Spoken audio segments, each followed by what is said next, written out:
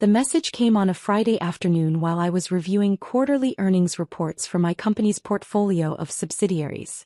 My phone buzzed on the polished surface of my executive desk, the Manhattan skyline stretching behind me through floor-to-ceiling windows.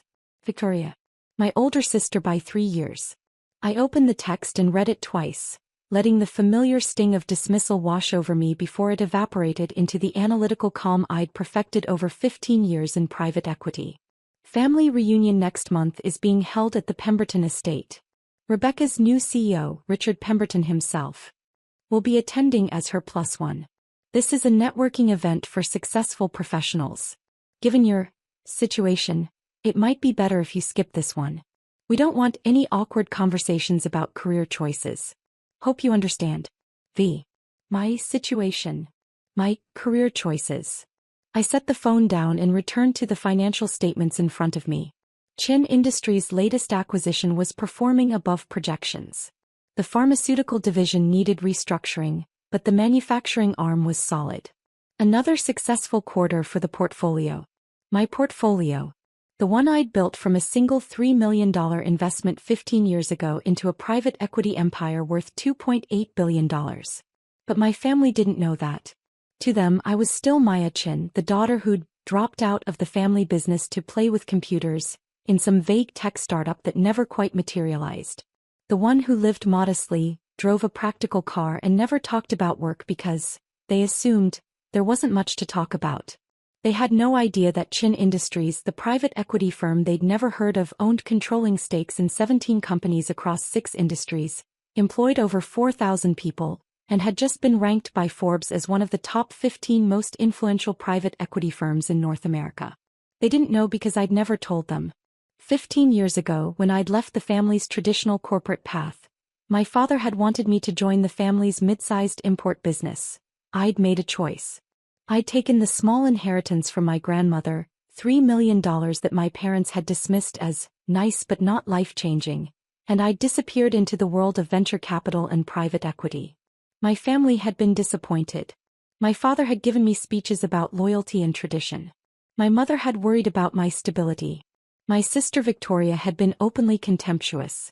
"You're throwing away a guaranteed position for some fantasy about being an entrepreneur," she'd said. "You'll be back in 2 years begging for a job." I hadn't gone back. Instead, I'd spent 2 years learning everything I could about identifying undervalued companies, negotiating acquisitions, and restructuring for profitability. My first major success had been a struggling medical device manufacturer that I'd purchased for $8 million, restructured, and sold 3 years later for $47 million. I'd reinvested every dollar. By year 5, I had a portfolio worth $180 million. By year 10, I'd crossed the billion-dollar threshold. By year 15, Chin Industries was managing assets worth $2.8 billion. And I personally controlled companies that ranged from pharmaceutical manufacturers to technology consulting firms to luxury resort properties. I kept a low profile deliberately. No media interviews, no social media presence, no public profiles. I operated through holding companies and investment vehicles. When I attended industry conferences, I was Maya Chin, managing partner of Chin Industries, a name that meant everything to people in private equity and nothing to people outside it. My family had never bothered to Google me. They'd never asked what company I worked for. They'd never inquired about the details of my work beyond superficial questions that I answered vaguely. "Still doing the tech thing?" my father would ask at the occasional family dinner. "Still investing," I'd reply. "Any big wins?" Victoria would ask with thinly veiled condescension. "A few successful exits," I'd say, and change the subject.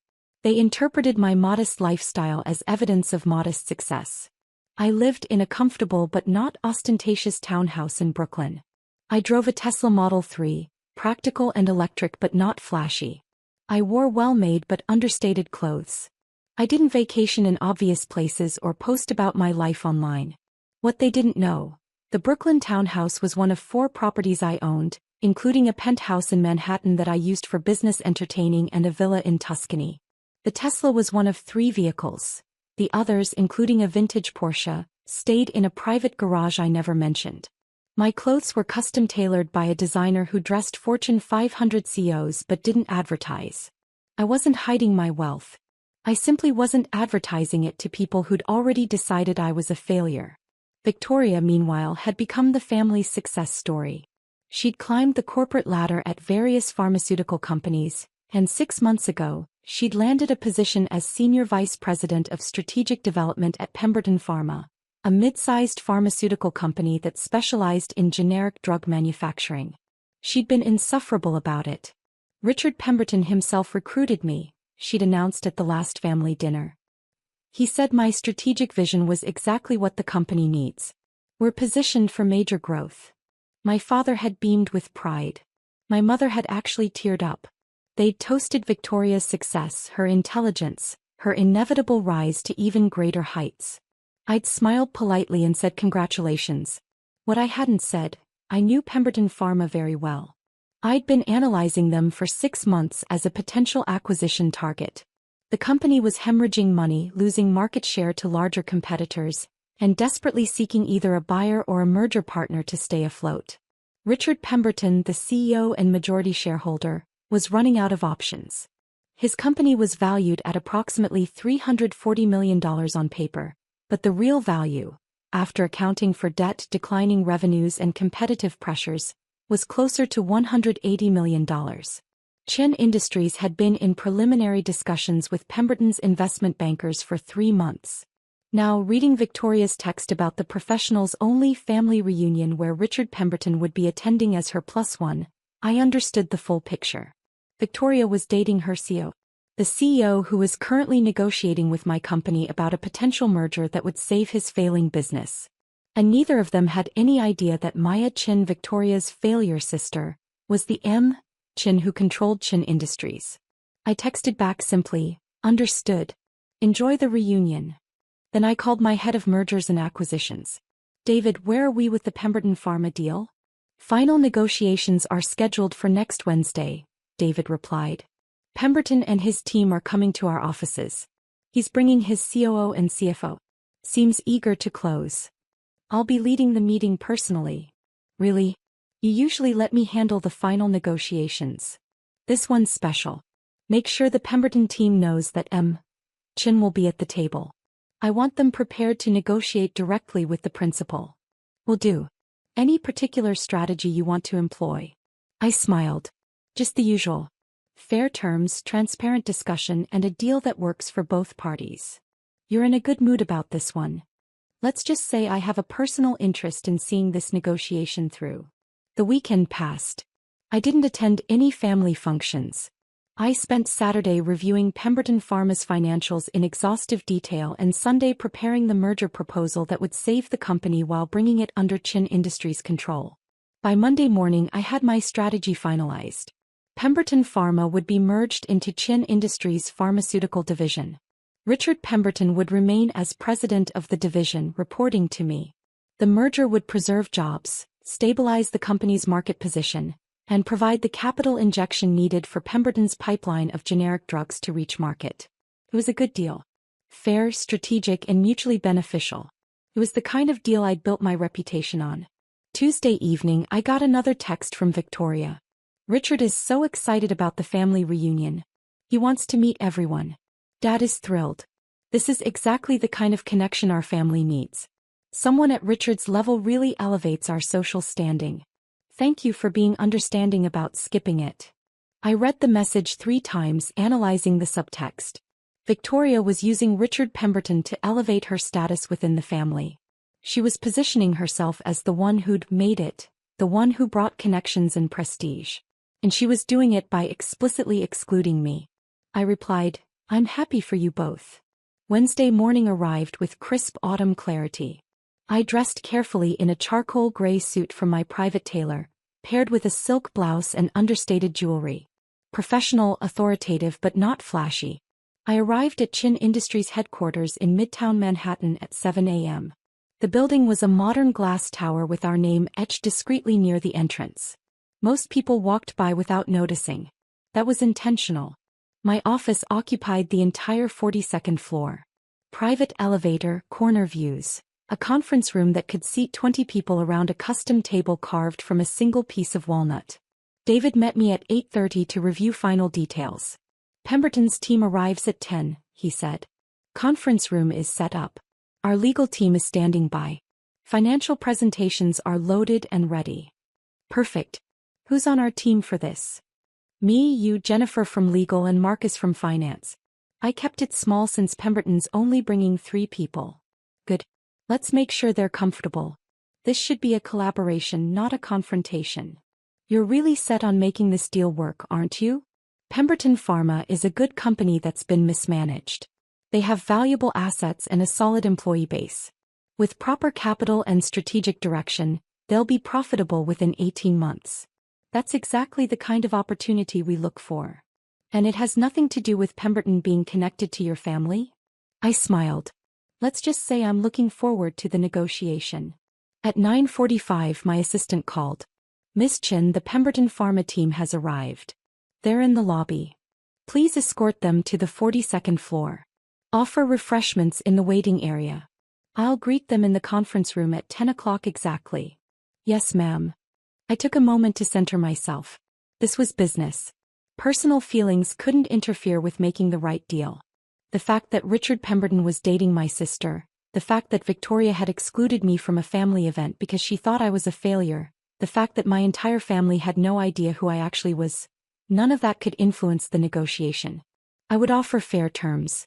I would structure a deal that saved Pemberton's company and served Chin Industries' interests. I would be professional, courteous, and strategic.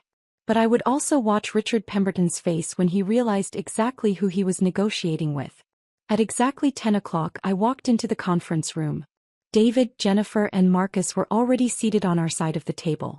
The Pemberton team sat across from them, a nervous-looking CFO, a stern COO, and at the center Richard Pemberton himself. Pemberton was in his early 50s, handsome in a practiced way, wearing an expensive suit and an expression of controlled confidence. He was smiling, clearly expecting this to be a routine negotiation with a mid-level executive. I walked to the head of the table and set down my portfolio. Every eye in the room turned to me. Richard Pemberton's smile faltered. His eyes narrowed in confusion. Do I know her? And then widened in recognition. Victoria's sister. The failure. The one who played with computers. His face went absolutely pale. Good morning, I said calmly. I'm Maya Chin, founder and CEO of Chin Industries. Welcome to our headquarters. I understand you're here to discuss a merger proposal. The silence that followed was exquisite. Pemberton's CFO glanced at his boss in confusion. The CEO looked between Pemberton and me, clearly sensing something was wrong but not understanding what. Richard Pemberton opened his mouth, closed it, and managed in a strangled voice, Miss Chin. I didn't realize that I was Chin? I said pleasantly. Yes, I keep a fairly low profile. Please let's sit down. We have a lot to discuss. I took my seat at the head of the table. My team looked calm and professional, though I could see David fighting back a smile. He'd figured out the connection. Pemberton slowly sat down, his composure completely shattered. I could see him trying to recalibrate, trying to process the fact that Victoria's failure sister was the CEO of a $2.8 billion private equity firm. Before we begin, I said, I want to address the obvious. Yes, I'm Victoria Chen's sister. Yes, I'm aware that you and she are in a relationship. I want to assure you that my personal connection to your situation will not impact these negotiations. Chin Industries has been analyzing Pemberton Pharma for 6 months as a potential acquisition. Our interest in your company is based purely on its strategic value and the opportunities we see for growth and profitability. Is that acceptable to you, or would you prefer to work with a different firm? Pemberton swallowed hard. No, that's acceptable. Good. Then let's proceed. I nodded to Marcus, who pulled up the first presentation slide. Our analysis of Pemberton Pharma shows a company with strong fundamentals that's facing significant headwinds. Market share has declined 23% over the past 3 years. Revenue is down 31%.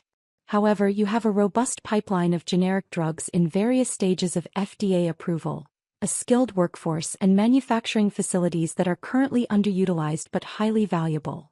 I walked them through the analysis with the same precision I brought to every deal. Current valuation, debt structure, competitive pressures, opportunities for improvement. Pemberton's CFO was nodding along, clearly impressed by the depth of our research. The CEO was taking notes. Pemberton himself looked like he was in shock. After 30 minutes of presentation, I paused. Questions so far? The CFO spoke up. This is incredibly thorough. You've clearly done your homework. We always do. Now let me outline our proposed merger structure. I walked them through the deal. Chin Industries would acquire Pemberton Pharma through a stock-and-cash transaction valued at $220 million, significantly above the company's current market value but below what Pemberton probably hoped for. The company would become a division of Chin Industries Pharmaceutical Holdings. Jobs would be protected. The current management team, including Richard Pemberton, would remain in place but would report to Chin Industries board. The key advantages, I said, are immediate capital injection of $50 million for operations and drug development, access to Chin Industries' network of manufacturing and distribution partners, and strategic guidance from our team of industry experts. In exchange, we acquire 85% equity, with the remaining 15% held by current shareholders including yourself, Mr. Pemberton. That's very generous, the CFO said carefully. It's fair, I corrected. Your company is worth saving. It has good bones. It needs capital, strategic direction, and operational restructuring. We can provide all of that. But I want to be clear about expectations. This isn't a passive investment.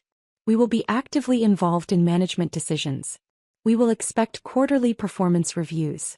We will hold the leadership team accountable for results. I looked directly at Richard Pemberton. This is a partnership, but it's one where Chin Industries holds the controlling interest and makes final decisions. Is that something you can work with? Pemberton seemed to have regained some of his composure. May I ask a question? Of course. How long have you known about Victoria and me? Since she mentioned it at a family dinner 6 months ago. Around the same time we began our preliminary analysis of your company. And you never said anything to her? About who you are. About what you do. My family has never asked detailed questions about my work. I've answered honestly when asked, but I don't volunteer information that isn't requested. I kept my voice neutral. My professional life and my family relationships are separate domains. I prefer it that way. Does Victoria know you're this? He gestured around the conference room. She's about to find out. I assume you'll tell her. His face went even paler. She's been telling me about you. About how you never quite lived up to your potential. How the family worries about your career struggles. I'm aware of how my family perceives me. Again, that's separate from this negotiation.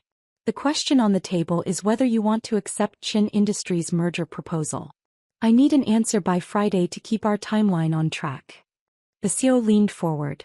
Ms. Chin, speaking purely from a business perspective, this deal is better than anything else we've been offered. The other firms were talking about breaking us up, selling off divisions, massive layoffs. You're talking about keeping the company intact and investing in growth. That's our model. We don't buy companies to strip them. We buy companies to build them. Then yes, the CEO said, glancing at Pemberton.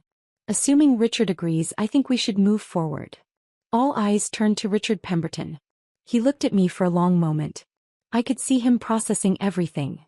The shock of discovering who I was, the implications for his relationship with Victoria, the reality that he was about to enter a business partnership with his girlfriend's sister, the one the family had written off as a failure. I accept the proposal, he said finally. I'd like our legal team to review the details, but the overall structure is acceptable. Excellent. Jennifer will coordinate with your attorneys. I stood and everyone else rose with me. Thank you for coming. I think this will be a very successful partnership. I shook hands with the CFO and CEO.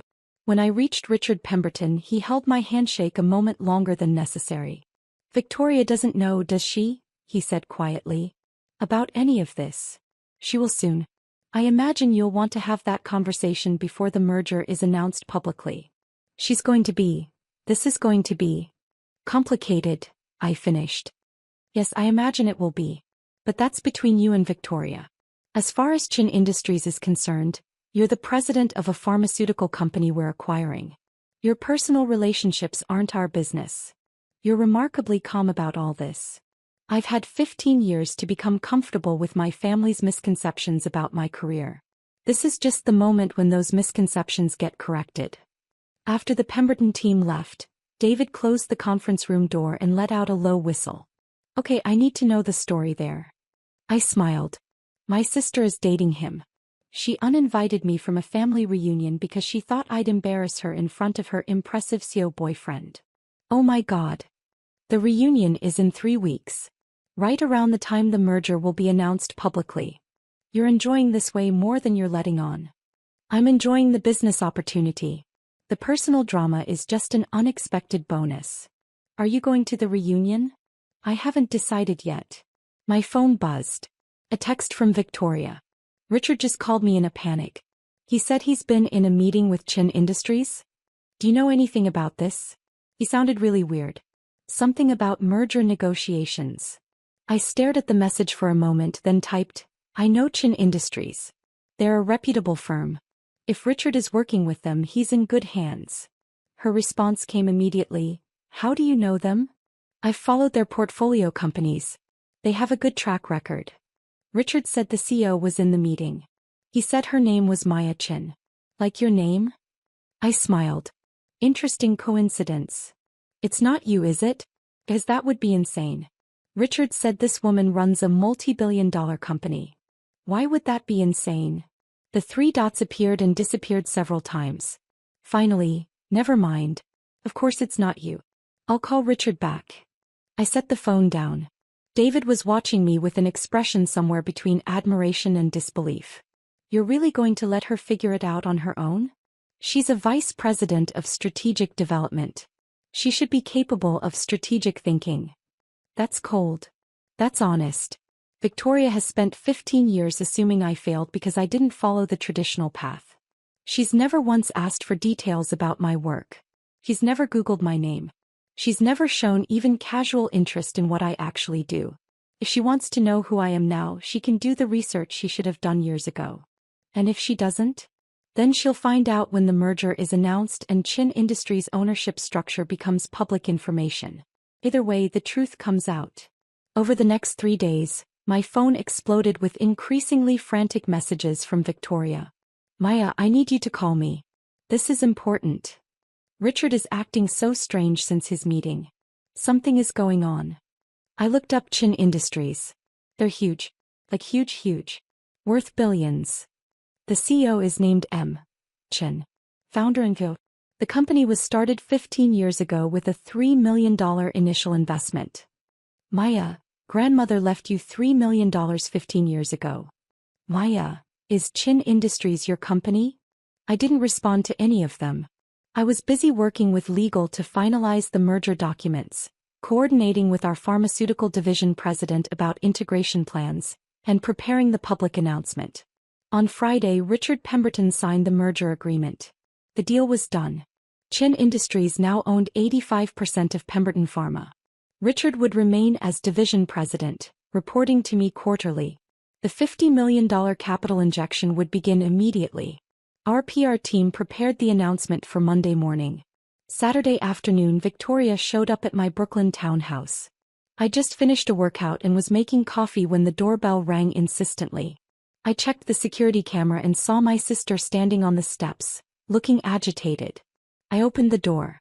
Is it true? She demanded without preamble. Are you M. Chin? The founder of Chin Industries?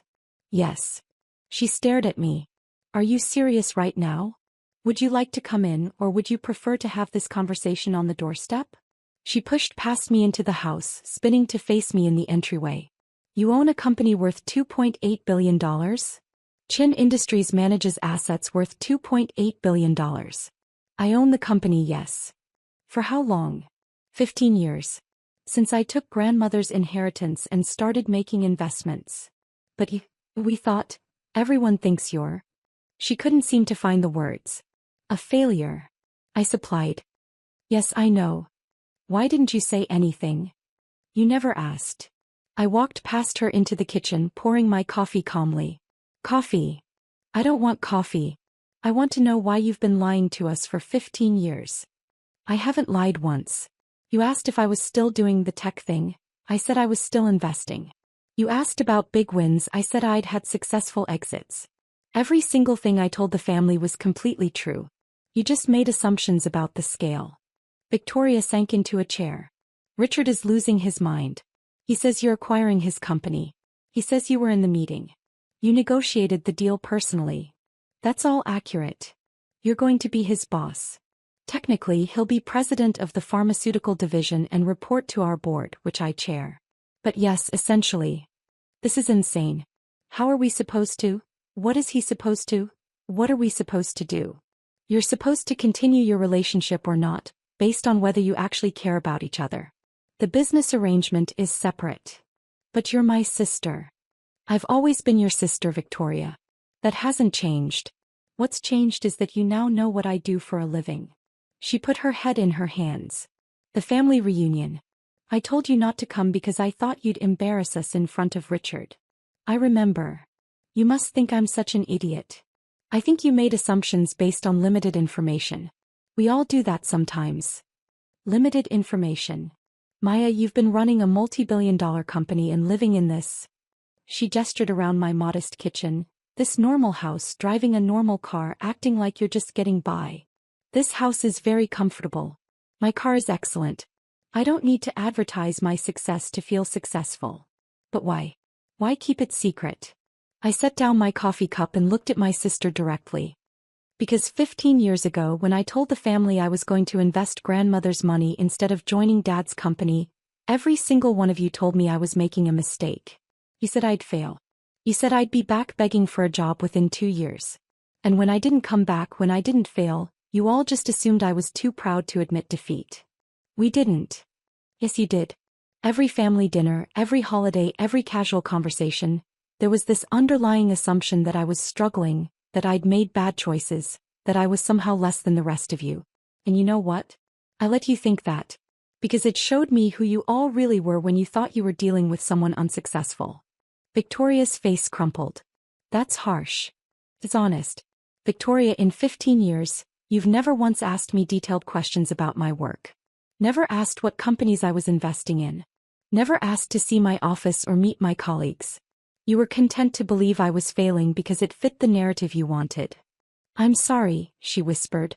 I appreciate that. But the question now is, what changes? Are you apologizing because you're actually sorry for dismissing me, or because you just found out I'm successful and now I'm worth paying attention to? She looked up at me, tears in her eyes. That's not fair. It's completely fair. If I'd stayed in the family business, if I'd followed the traditional path, would you have treated me the same way? Or is it specifically because I chose a different route that I became someone you could look down on?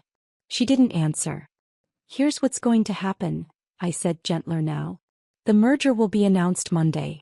Chen Industries' ownership structure is public information, so yes, everyone will know I'm the CEO. The family will find out. Dad will find out. Mom will find out. And everyone will have to adjust their understanding of who I am and what I've been doing for the past 15 years. What about the reunion? What about it? Are you going to come? You should come. You should absolutely come and show off. I shook my head. That's not my style, Victoria. I didn't build this company for validation from the family. I built it because I wanted to prove to myself that I could identify value where others didn't see it, that I could build something meaningful, that I could make a real difference in the business world. But you've earned the right to.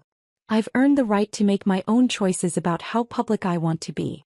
The merger announcement will happen because it's required. The family will find out because it's inevitable. But I'm not going to parade my success around at a reunion just to make people feel bad about underestimating me. Victoria wiped her eyes. Richard wants to talk to you. About the merger, but also about everything. I'm available for business discussions. He has my office number. Why, Victoria, I need you to understand something. I'm not angry. I'm not bitter. I'm genuinely fine with how everything has played out. But I also need you to respect that my relationship with the family is complicated now, and it's going to take time to figure out what it looks like going forward. She nodded slowly. For what it's worth, I really am sorry. And not just because you're successful. Because I should have been a better sister regardless. Thank you. That actually does mean something. After Victoria left, I sat in my quiet townhouse and thought about the reunion. The truth was, I didn't want to go and watch my family scramble to recalibrate their understanding of me. I didn't want to see my father's guilt, my mother's shock, the extended family's sudden interest in my opinions and my work. I'd built my life and my career without their approval. I didn't need it now. But I also realized that Victoria's apology, clumsy as it was, mattered. And maybe the reunion could be an opportunity, not to show off but to finally let my family see me as I actually was. Monday morning, Chin Industries issued the press release. Chin Industries acquires Pemberton Pharma in $220 million merger. Deal strengthens pharmaceutical division, preserves jobs, positions company for growth. The release included details about the acquisition structure, quotes from both parties, and background on Chin Industries' track record of successful mergers and acquisitions. It also included my name and title, Maya Chin, founder and CEO. By noon, my phone had 17 missed calls from family members. I ignored them all and focused on work. The Pemberton integration was going to require careful management. I had meetings with the pharmaceutical division president, calls with key Pemberton employees to reassure them about the transition, and strategy sessions with my executive team. At 3 p.m. my assistant buzzed. "Miss Chin, your father is in the lobby. He doesn't have an appointment but he's asking to see you." I paused. "Send him up." 5 minutes later my father entered my office. He stopped just inside the door, looking around at the panoramic windows, the expensive furnishings, the wall of awards and recognition from industry organizations. "Maya," he said quietly. "Hi, Dad. This is your office?" "Yes. You built all this? This entire company? With a great team and a lot of hard work, yes." He walked slowly to the windows looking out over Manhattan. "Why didn't you tell us?" "I tried to at first. You didn't want to hear it. We would have listened if we'd known." "If you'd known I was going to be successful?" "Yes, probably. But when you thought I was just starting out, making risky investments, trying something new, you weren't interested. You wanted me to follow the safe path." He turned to face me. "I wanted to protect you from failure." "I know. But Dad, I had to be allowed to try. And when I succeeded, I needed to know that the people in my life valued me for who I was, not for what I'd accomplished. And we failed that test. You made assumptions. We all do. But yes, it hurt to be dismissed by my own family for 15 years. He sat down across from my desk, suddenly looking older. "What can I do to make this right? You can start by accepting that I chose a different path and it worked out. You can stop measuring my success by whether it looks like what you expected. And you can try to actually get to know who I am now, not who you thought I was." "I'd like that," he said. "I'd like that very much. Then come to the quarterly board meeting next month. Chin Industries is presenting our annual strategy. You'll see what we do, meet my team, understand the scope of the work. Not as a guest, but as someone genuinely interested in learning." "I'll be there," he promised. The family reunion happened 3 weeks later. I decided to attend. When I arrived at the Pemberton estate, which coincidentally was one of the properties I'd considered acquiring the previous year but decided was overpriced, my family was gathered on the lawn for pre-dinner cocktails. Victoria saw me first. She crossed the lawn quickly, Richard trailing behind her. "You came," she said. "I came. Thank you. Really." Richard extended his hand. "Why, I wanted to thank you again for the way you've handled the transition. Your team has been incredibly professional. That's our standard. How are you adjusting?" "Better than I expected, honestly. Your pharmaceutical division president is brilliant. I'm learning a lot." "Good. That's the goal." My father approached with my mother. "Maya, sweetheart. We're so glad you're here. Thank you for having me." My mother hugged me, tears in her eyes. "I'm so sorry we didn't see you clearly. We're so proud of you." "I appreciate that, Mom." The rest of the evening was a study in recalibration. Extended family members who'd barely acknowledged me at previous gatherings now wanted to talk business, ask for advice, understand my career path. Some of it felt genuine. Some felt opportunistic. I navigated it all with the same diplomatic skill I brought to boardroom negotiations. At one point my father gathered the family for a toast. "I want to acknowledge something," he said. 15 years ago my daughter Maya made a choice that I didn't understand. She took a risk that I thought was foolish. And I was wrong. He looked at me across the lawn. Maya built something extraordinary not because we supported her but despite our doubts. She's shown us that success comes in many forms, and the most meaningful success comes from following your own vision, not someone else's expectations. He raised his glass. To Maya, who taught us all that sometimes the bravest thing you can do is trust yourself when no one else does. Everyone raised their glasses. To Maya. I felt tears prick my eyes but I smiled. Later Victoria found me alone on the terrace. It's different now, isn't it? She said. Everything's different. The question is whether it's different in a good way. I think it could be. If we let it. She paused. Richard and I are getting serious. He wants me to know that he's with me because he loves me, not because of any connection to you or your company. I believe him. He seems like a good man. He is. And Maya? I'm going to be a better sister. Not because you're successful but because I should have been all along. I'd like that. We stood together, looking out at the party, at our family, at the complicated web of relationships and misunderstandings and new beginnings. You know what's funny? Victoria said. All this time we thought you were the one who needed our approval. Turns out you were the one evaluating us. I smiled. I prefer to think we were all learning about each other. It just took 15 years and a merger to make it happen. Well, she said, linking her arm through mine, better late than never. Better late than never, I agreed. And for the first time in 15 years standing at a family gathering, I felt like I was actually seen for who I was. Not who they'd assumed I'd become, not who they'd feared I'd failed to be, but who I'd chosen to become through years of hard work, strategic thinking and quiet determination.